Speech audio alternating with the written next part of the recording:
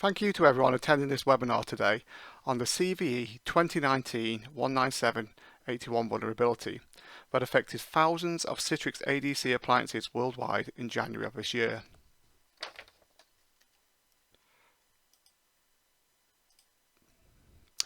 What you'll get from my session today is an overview of the CVE 2019-19781 vulnerability, which will include when it was first discovered, what Citrix products did it affect, how long had it been in Citrix products, how the exploit worked, how it was fixed by Citrix, and how easy was it to exploit. I will then walk through a demo of how easy it was to exploit this vulnerability and how an attacker could have then used the credentials they found in the ADC configuration files to access a Citrix virtual apps and desktop environment and then take control of the domain. Finally, I will go over how you can mitigate any potential Citrix ADC vulnerabilities so as to protect your company in the future. I'll give you a little overview about myself. I'm Dan Challoner and I'm the Head of Technology at Access Systems. I also carry out consultancy work for Access Systems and develop new services and product lines. I've been with Access Systems now for 8 years and I have experience of working with Citrix products for 19 years now, from the days of Metaframe, with my first big experience being with Metaframe XP back in 2002. Since then, I've used every Citrix product and always back this up with the appropriate certification. I currently hold the highest certifications for Citrix in virtualization, mobility, and networking. I have also been working in depth with security since 2008. I am a CREST registered penetration tester, and I am an offensive security certified professional.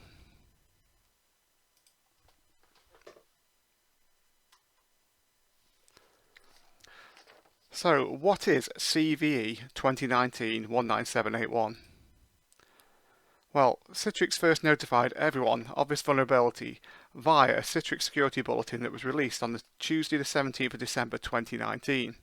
The security bulletin contained mitigation steps advising that the mitigation that consisted of a rewrite action and responder policy be applied as soon as possible to eliminate any threat.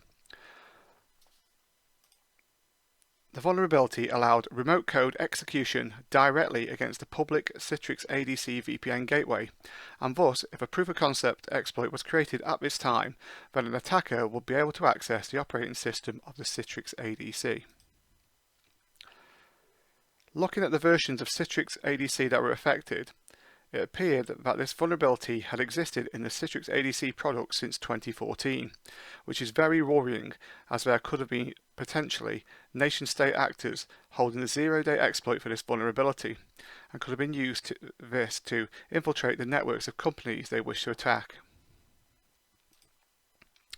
At the time this vulnerability was released, scans using Shodan were detecting that around 80,000 Citrix ADCs worldwide were affected by this vulnerability, and thus required the mitigation applying immediately. On the 9th of January 2020, a public exploit was created with an available scanner. At this time, Shodan was still showing that over 60,000 Citrix ADCs had still not had the mitigation steps applied to them, and thus they were now vulnerable to attack with this exploit. Within minutes of the exploit being made public, mass scanning was being performed to find vulnerable Citrix ADC gateways, and the exploit was run against them to gain access. It was advised that any Citrix ADC that didn't have the mitigation applied to them before the 1st of January 2020 should be considered as being breached due to this vulnerability, and all Citrix ADCs that we checked had been breached by multiple attackers. All Citrix ADCs that did not have the mitigation applied had to be shut down and destroyed, and new Citrix ADC appliances built to replace them with the mitigation applied to them. At this moment, there is still over 5,000 ADCs being reported unpatched and vulnerable, all of which have been breached by attackers.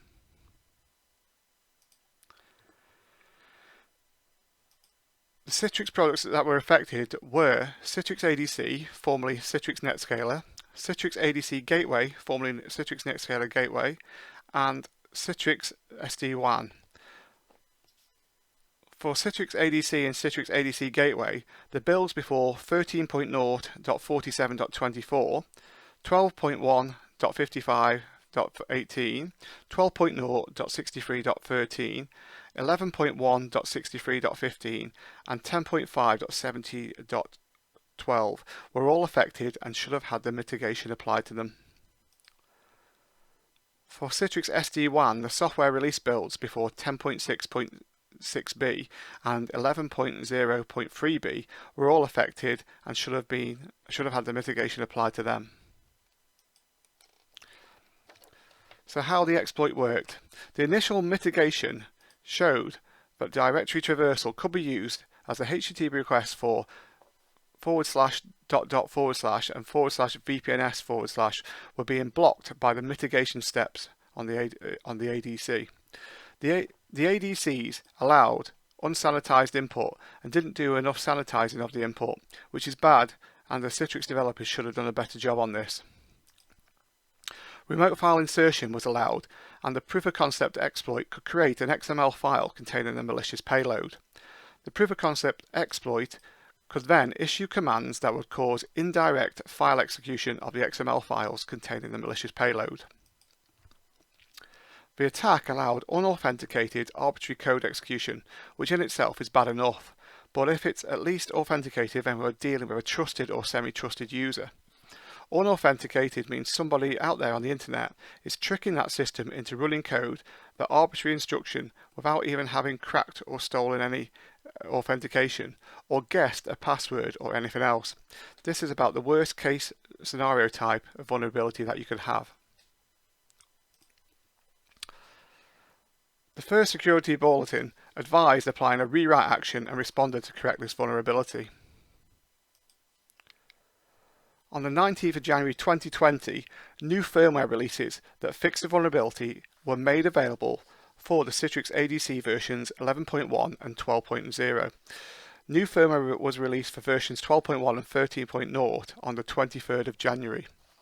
New firmware was released for version 10.5 on the 24th of January 2020, and the advice was to upgrade immediately to these new versions of the firmware. Firmware was released for Citrix SD-WAN release on the 22nd of January 2020 for releases 10.2.6b and 11.0.3b. So how easy was it to exploit? Exploiting a Citrix ADC or SD-WAN appliance was very easy to achieve and has a NIST rating of 9.8 and could easily be done by anyone with a very basic knowledge such as script kiddies. The steps were: Step 1, find a publicly available Citrix ADC VPN gateway, which we were able to do by downloading the proof of concept and running the scanner, or you could run a Citrix Google search engine search and look through the search index for Citrix ADC VPN gateways. Once they had a list of Citrix ADC VPN gateways, they could go onto GitHub site where they could get the exploit and scanner Python scripts were located and download both of them. Then they would run the scanner script against the first Citrix ADC VPN gateway in their list to check whether it is vulnerable. If a Citrix ADC VPN gateway was vulnerable, then they would start a listener such as a Netcat listener and then run the exploit against the Citrix ADC VPN gateway. A connection would then be made back from the Citrix ADC VPN gateway to the Netcat listener, and an interactive session would start, meaning the attacker had access to the operating system. The attacker could now explore the file system for sensitive and interesting files. They could enumerate the systems and look for ways to elevate their privilege to the root user, so that they can install other software such as crypto miners or other software to maintain persistency in the case that the initial vulnerability is fixed. Or the attacker could look at ways of traversing into other systems within the network from that Citrix ADC appliance. So how was the exploit used? Well, now that the attacker had a session on the appliance, they could do the following. Explore the file system for sensitive and interesting files, looking for credentials such as usernames, passwords and password hashes that they could steal and use on other systems. They could also enumerate and find DNS names and IP addresses of other systems. The attacker could look at the Citrix ADC appliance as a stepping stone. This would allow them to traverse onto other systems and segments within the network and to gain further control. Another option from a enumerated operating system would be to look for ways to elevate privilege to root so that they can install other software such as crypto miners, which I received a lot of reports of people finding installed on their appliances, or other software to maintain persistency in case the initial vulnerability is fixed. One such piece of software I found installed was called Think PHP that had a vulnerability in it, and there were connections coming in from China even though the ADC mitigation had been applied.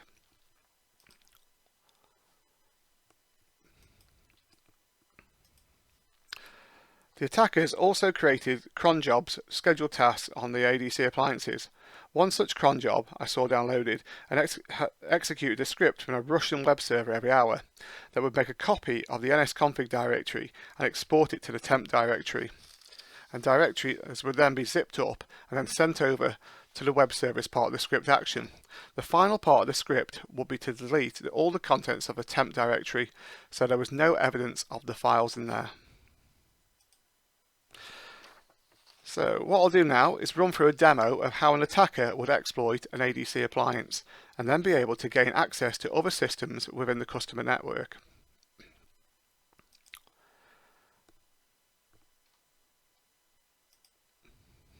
Okay, so as I mentioned before, the first step will be to find a publicly available Citrix ADC VPN gateway, such as being used by Google search engine.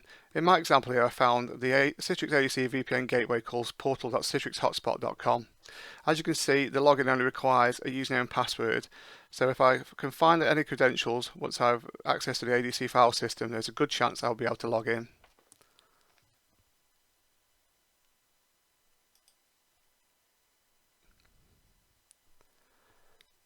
So what I've done already is downloaded the scanner and the exploit POC files. So the first thing I've done here is on my attacker machine is run the scanner against my portal.citrixhotspot.com gateway. And as you can see here, there's a message that says this Citrix ADC server portal.citrixhotspot.com is still vulnerable to CVE-2019-19781. This means that I can now try to run the exploit against the gateway as it is vulnerable.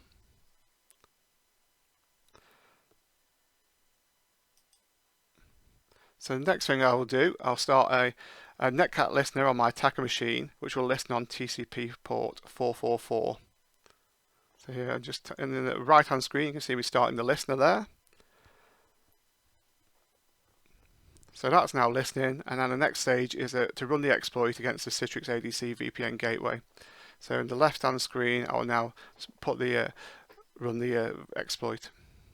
There we go, so the exploit command's there, it's starting to go through, and then in the right hand screen we've now got a connection there.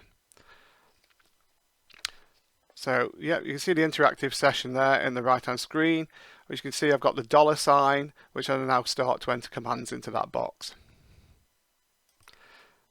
So the first thing I'll do is check what directory I'm in, which should be the root directory, and then I can view the contents of that directory.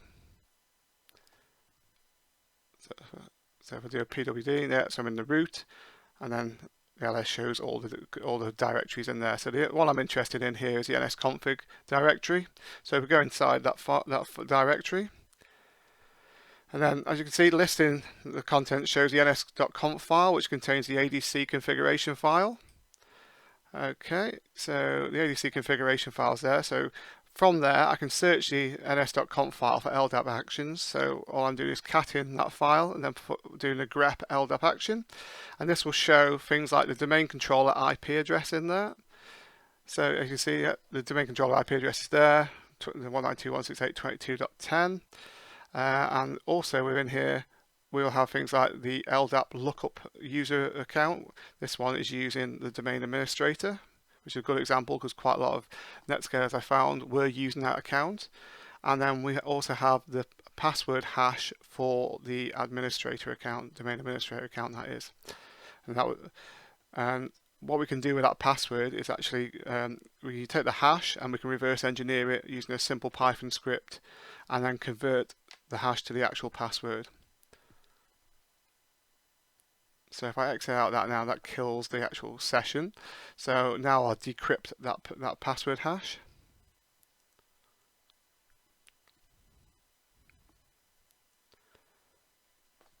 Let's just copy that in there, paste it in. And as you can see there, the password is there, which is just capital P at SSW0RD. So now we've got those credentials there. I'll just copy that into my notepad file.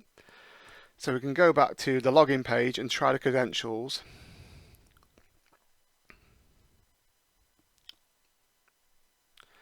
As you can see, that logs me in, and I can actually see the desktops and applications on there. And that's quite a common scenario where the group domain users is just given to access to resources. Ideally, security groups should be used, and the only standard user account allowed to access the resources there. So I've launched that desktop and it's gone in.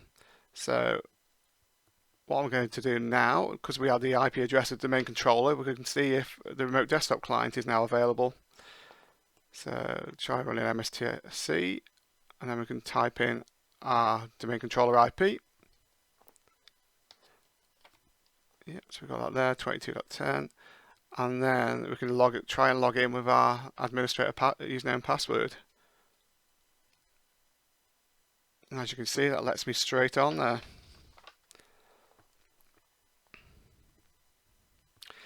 So now that I'm logged in, I really don't want to let the IT team know that I'm using the administrator account, as it may flag up as being used and raise suspicions. So what I can do is go into Active Directory Users Computers and create a new user.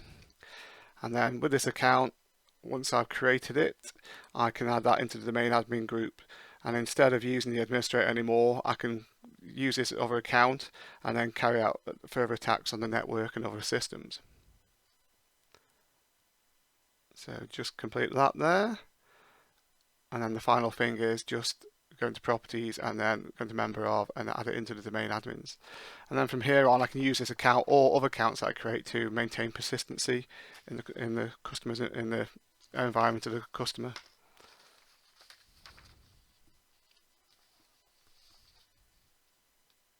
Okay, and that's that done. Yeah, so the account there has been created and stuff, and we've fully taken control of the domain.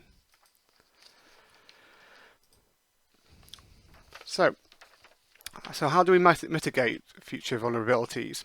Well, the first recommendation I would make would be to subscribe to the Citrix security bulletins so that you're aware of vulnerabilities as soon as they are announced by Citrix. We found that most companies were not signed up to these Citrix bulletins and thus were unaware of the CVE 2019-19781 or its seriousness. The second recommendation would be to act upon the Citrix advice immediately. CVE 2019-19781 showed that most companies did not act straight away or didn't act at all to apply the mitigations. And with the exploit POC being produced in 23 days after the announcement, this led to 75% of the world's Citrix ADC appliances being compromised by a security breach. The third recommendation is do not use credentials for LDAP lookups that is a privileged account. Use a standard domain user account for the lookups. That is all that is required. Administrator or domain admin accounts should never be used. The fourth recommendation is if you have Citrix NetScaler Enterprise or Citrix ADC Advanced licenses, then you can use Storefront to provide the gateway authentication rather than using LDAP lookups, and thus no LDAP credentials will be stored on your ADC configuration file. The fifth recommendation is to use two-factor authentication. As you saw in this demo, if two-factor authentication had been in place, even though the attacker had the administrator credentials, they would still not have been able to log in with two-factor authentication in place.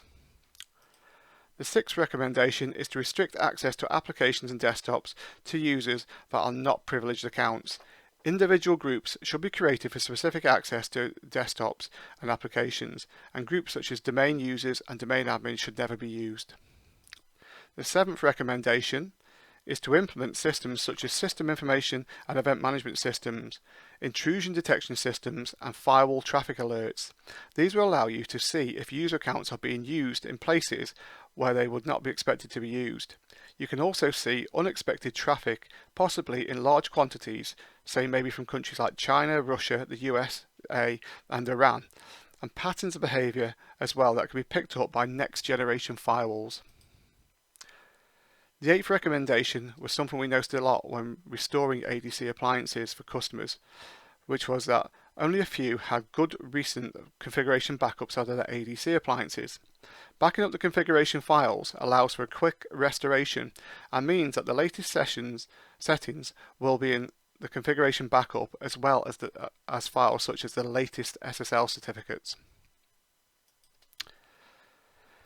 Thank you for watching this, and I hope that it has been of interest to everyone.